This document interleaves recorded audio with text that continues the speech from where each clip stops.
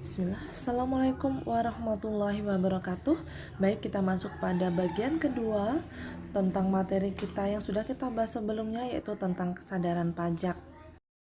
Dari grafik tersebut, seperti yang sudah saya tampilkan pada bagian yang pertama, dapat kita lihat bahwa sebagian besar penerimaan negara yang berwarna hijau bersumber dari pajak, yaitu yang berwarna kuning, sedangkan sisanya yang berwarna merah berasal dari penerimaan lain.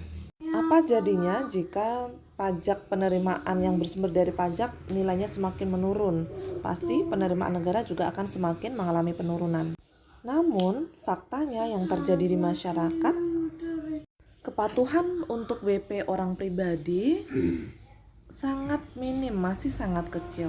Dari total populasi WP orang pribadi yaitu sebesar 265 juta, maka di sini yang lapor saja yang berwarna hijau yaitu 11,1 juta jiwa saja. Dari sekian yang lapor, ternyata yang membayar hanya 1, juta dari WP yang terdaftar. Jadi kalau kita lihat dari gambar tersebut, jumlah populasinya sekian banyak, kemudian yang berwarna biru adalah yang terdaftar sebagai, artinya dia memiliki NPWP, tapi tidak semua yang memiliki NPWP mereka lapor. Dari 35,5 juta yang melapor, yang terdaftar, yang melapor hanya 11,1 dan yang membayar hanya 1, juta jiwa saja. Begitu pula untuk kepatuhan badan usaha, dari total 3,1 juta badan usaha yang terdaftar yang memiliki NPWP, maka yang lapor hanya 0,77 juta dan yang membayar atau yang melakukan pembayaran hanya 0,32 juta. Sekian banyak perbedaannya ya antara yang terdaftar sama yang bayar.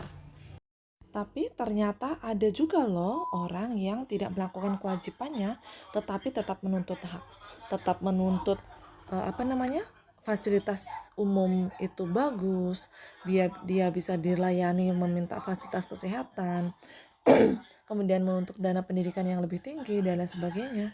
Mereka ini biasa disebut sebagai free rider. Jadi jangan sampai ya kita dianggap sebagai free rider.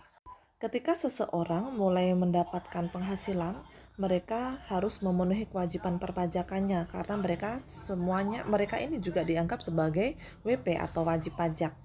Langkah pertama yang harus dilakukan adalah mendaftarkan diri agar dia diakui sebagai wajib pajak dan mendapatkan NPWP atau nomor pokok wajib pajak. Karena sebenarnya semua warga negara Indonesia ini dianggap sebagai wajib pajak apabila mereka sudah memenuhi persyaratan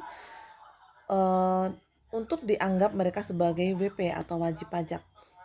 Untuk memperoleh NPWP, kita bisa mengajukan permohonan kepada KPP secara langsung atau KP2KP, bisa juga dilakukan secara online. Kemudian baru setelah kita mengisi data, maka akan segera diterbitkan untuk NPWP kita. Jangan lupa untuk membawa fotokopi KTP ya ketika melakukan pendaftaran untuk memperoleh NPWP.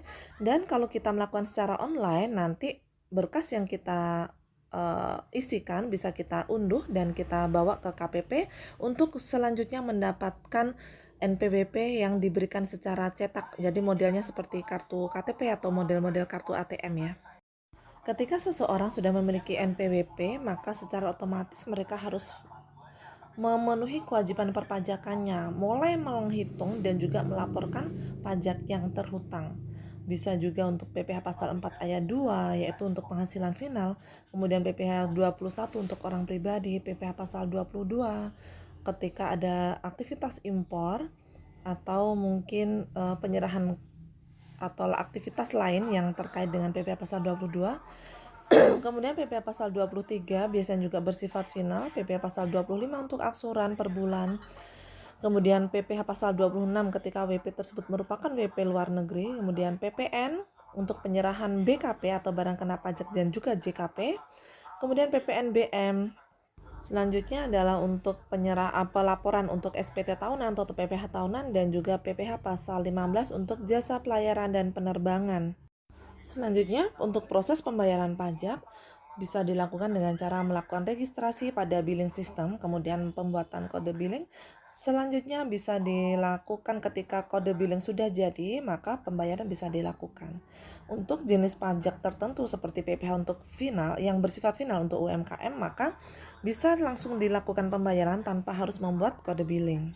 Untuk pembayaran pajak sendiri, maka bisa dilakukan di bank atau bank yang ditunjuk atau kantor pos ataupun mitra lain, bisa menggunakan internet banking, ATM maupun ATM mini. Yang jelas pembayaran ini masuknya bukan ke kantor pajak tetapi ke kas negara ya. Untuk pelaporan sendiri ada dua macam, yaitu SPT masa, di mana untuk melaporkan pajak kita bulanan, jadi masa Januari, masa Februari, seperti itu ya.